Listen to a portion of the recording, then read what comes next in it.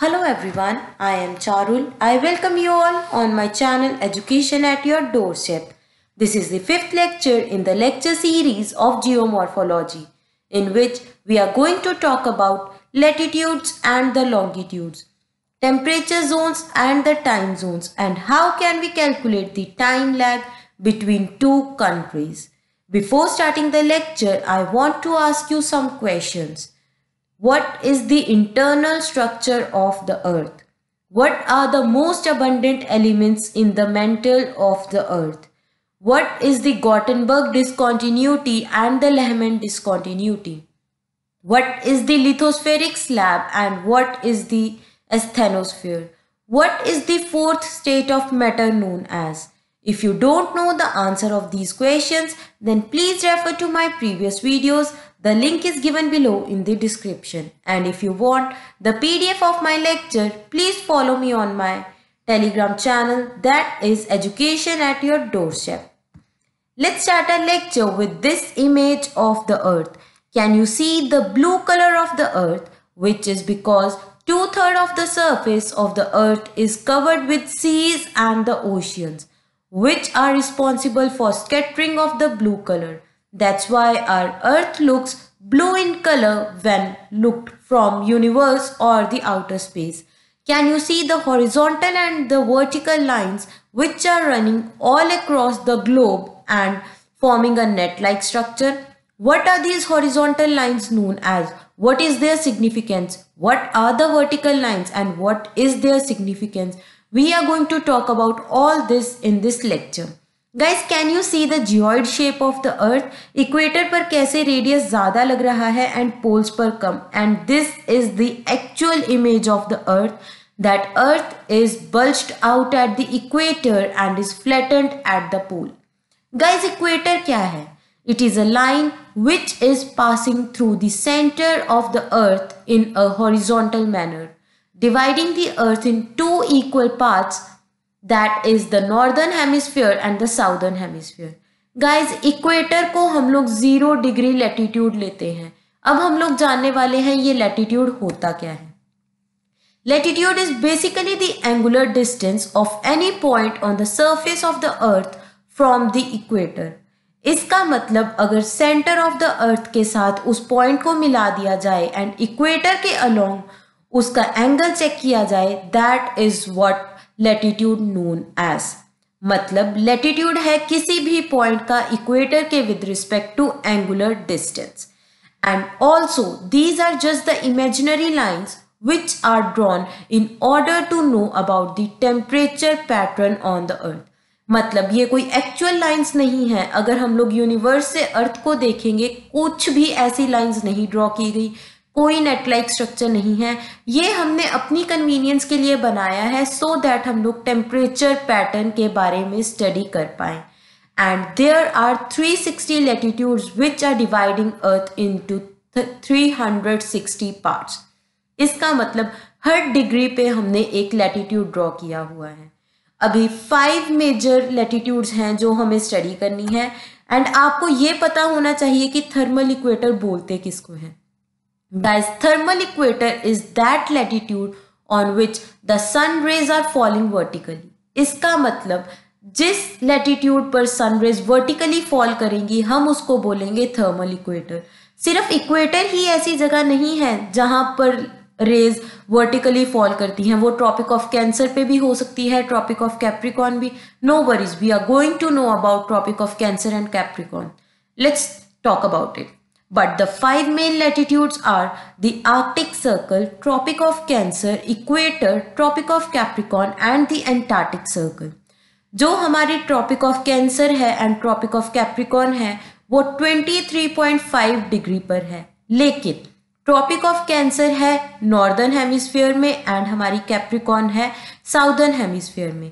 Arctic Circle is at 66.5 degree and is in the northern hemisphere. लेकिन Antarctic Circle भी है 66.5 degree पर and it is in the southern hemisphere. ये 5 major latitudes हैं जिनके बारे में हमें स्टडी करना है. जो region Tropic of Cancer and Tropic of Capricorn के बीच में आता है उसको बोलते हैं ट्रॉपिकल रीजन. जो Arctic Circle and Tropic of Cancer, Tropic of Capricorn and Antarctic Circle के बीच में आता है, इसको बोलते हैं temperate zone. And Arctic Circle से ऊपर और एंटार्क्टिक सर्कल से नीचे वाले एरिया को हम लोग बोलते हैं फ्रिजिड जोन। ट्रॉपिकल रीजन ऐसा रीजन है जहां पर सनरेज वर्टिकली फॉल करती हैं एंड यहाँ का टेम्परेचर मैक्सिमम होता है, लेकिन पोल्स तक सनलाइट अच्छे से नहीं पहुंच सकती, वहां पर डिस्पर्स्ड हो जाती है, बहुत हाई एंगल होता है जिस पर सनरेज वहां फॉल कर रही हैं, इसलिए वहां का टेम्परेचर बहुत कम है एंड पोल्स हमेशा स्नो कवर्ड ही रहते हैं।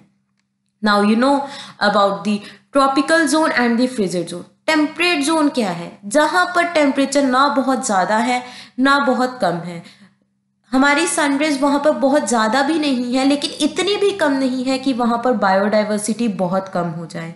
गाइस, बायोडाइवर्सिटी को क्या चाहिए? Abundance of sunlight, water, precipitation and a very favourable temperature, and ये सारी चीज़ें उसको मिलती हैं ट्रॉपिकल रीजन में, क्योंकि ट्रॉपिकल रीजन में सनरेज वर्टिकली फॉल कर रही हैं, टेम्परेचर ज़्यादा है, यहाँ पर maximum number of seas and oceans हैं, वाटर बॉडीज हैं, तो इवेपोरेशन रेट ज़्यादा हो जाता है, then the cloud formation increases and hence the precipitation, and this helps in biodiversity richness in this region. लेकिन जैसे जैसे हम लोग इक्वेटर से पोल्स की तरफ मूव करते हैं, बायोडाइवर्सिटी कम होती जाती है, क्योंकि वहां पर सनरेज भी नहीं है, टेम्परेचर भी बहुत ज़्यादा लो है। Now talking about the length of the latitudes. Guys, आपको दिख ही रहा है कि जो इक्वेटर वाला लैटिट्यूड है वो सबसे लंबा है एंड इक्वेटर पर जस्ट एक पॉइंट रह जाता है। And do you know what is the length of the latitude that is the equator? It is equals to 12,800 kilometres, which is just equals to diameter of the earth. लेकिन जैसे जैसे हम लोग poles की तरफ जाएंगे, लैटिट्यूड की length decrease होती जाएगी, उसमें हमेशा लीनियर डिस्टेंस सेम रहेगा and that is equals to 111 kilometres. इसका मतलब अगर 0 डिग्री लैटिट्यूड से 1 डिग्री लैटिट्यूड पर जाएंगे तो हमें 111 किलोमीटर डिस्टेंस ट्रैवल करना पड़ेगा।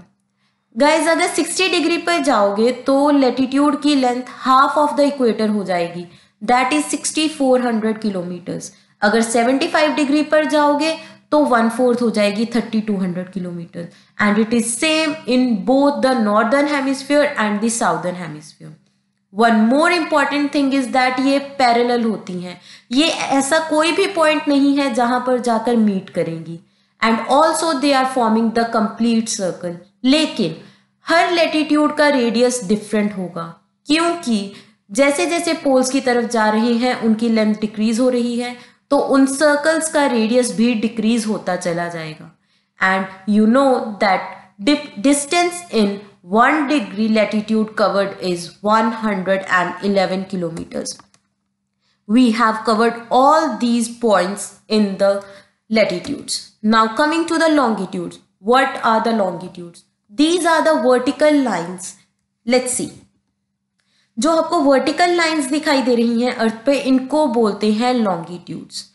ये भी इमेजिनरी है लैटिट्यूड्स की तरह, लेकिन जैसा कि हमने देखा था लैटिट्यूड्स की लेंथ डिक्रीज होती है जैसे जैसे हम लोग इक्वेटर से पोल की तरफ जाते हैं, लेकिन लॉन्गिट्यूड्स हमेशा सेम लेंथ की होती हैं।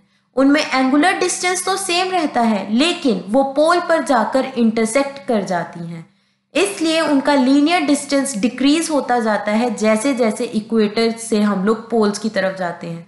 गाइज, आप इमेज को अच्छे से देखिए और देखिए लॉन्गिट्यूड्स में कितना डिस्टेंस है इक्वेटर पर, लेकिन सारी की सारी लॉन्गिट्यूड्स पोल पर जाकर मिल रही हैं।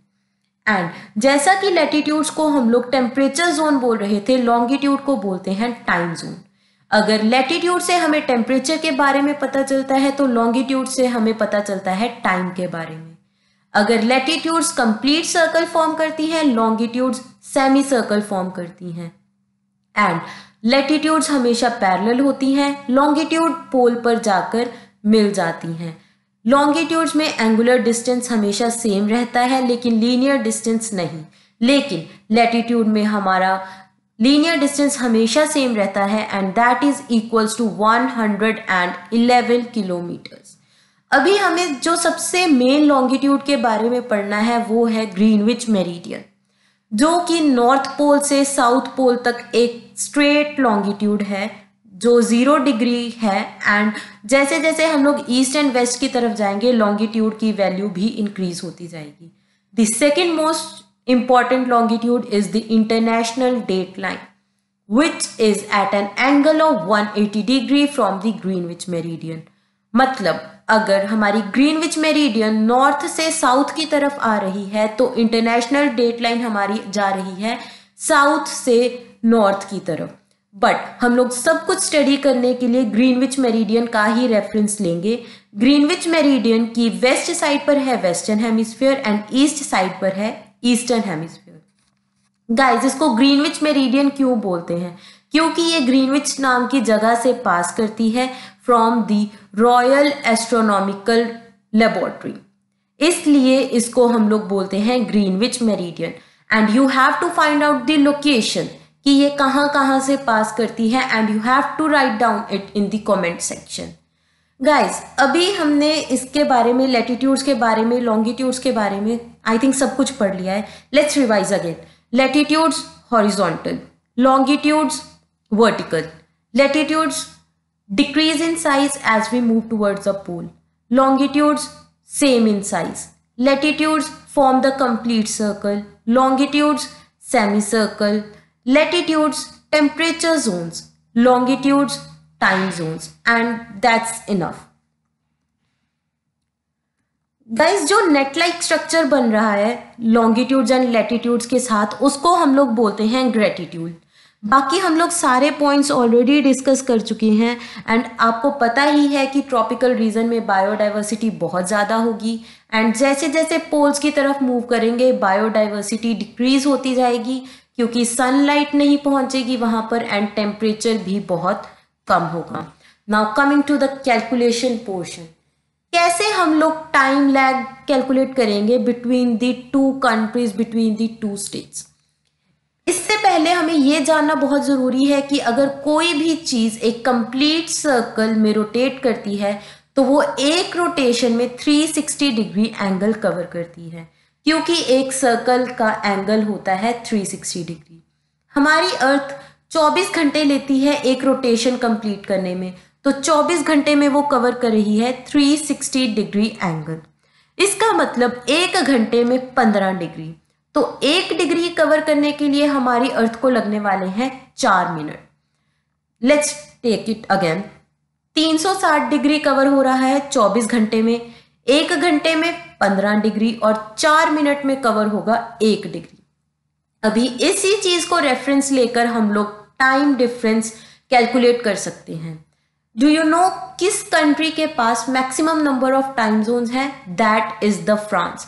फ्रांस के पास maximum number of time zones हैं and you have to write down in the comment section कितने टाइम जोन्स हैं फ्रांस के पास, कितने टाइम जोन्स हैं इंडिया के पास।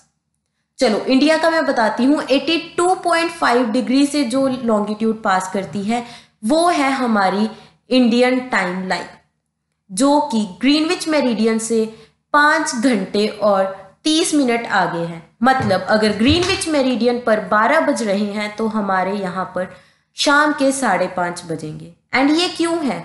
क्योंकि हमारे इंडिया ईस्टर्न हेमिस्फीयर में है एंड जैसे जैसे हम लोग ग्रीनविच मेरिडियन से ईस्ट वाली साइड मूव करेंगे 1 दिन गेन होता है एंड वेस्ट वाली साइड पर मूव करने से 1 दिन लॉस हो जाता है। नाउ लेट्स सी क्या क्या कंडीशंस हो सकती हैं। पहला केस, अगर दोनों एरिया हमारी ग्रीनविच मेरिडियन की सेम साइड है, आइदर ऑन द ईस्ट और ऑन द वेस्ट, तो क्या होगा, हम उन दोनों एरिया के लॉन्गिट्यूड्स को सब्ट्रैक्ट करेंगे एंड उसको 4 के साथ मल्टीप्लाई कर देंगे।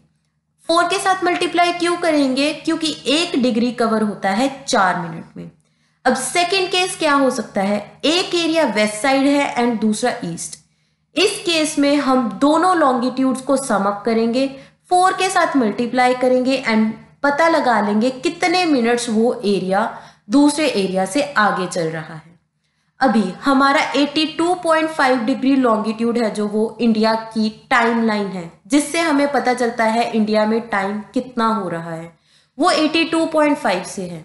जब 82.5 को हम लोग 4 से मल्टीप्लाई करेंगे तो वो किसके इक्वल आएगा? 5 घंटे और 30 मिनट। इसका मतलब कितना होगा? 330 मिनट आगे है हमारा इंडिया ग्रीनविच मेरिडियन से। This is how we can calculate the time lag between the two areas. अगर सेम साइड पर है तो लॉन्गिट्यूड्स को सब्ट्रैक्ट करेंगे, अगर ऑपोजिट साइड्स पर है तो दोनों को ऐड करेंगे। गाइस, अगर हम लोग 180 डिग्री ईस्ट पर कोई जगह ले एंड 180 डिग्री वेस्ट पर, तो उनमें पूरे एक दिन का गैप आता है। और ऐसा क्यों है? क्योंकि sun rises in the east and sets in the west. क्योंकि ईस्ट वाली साइड पर दिन जल्दी हो जाता है as compare to the west, इसलिए ईस्ट और वेस्ट में एक दिन का टाइम डिफरेंस होता है। Guys, that's all for today, but you have to solve some questions in which you have to find time lag between the different areas of the world, and you have to write down the areas along with the time lag in the comment section. If you enjoy my video, then do like, share and subscribe. And if you want to see the lectures on ecology and environment, then visit my channel, and also you will get the PDF on my Telegram channel. The link is given below in the description. Thank you so much.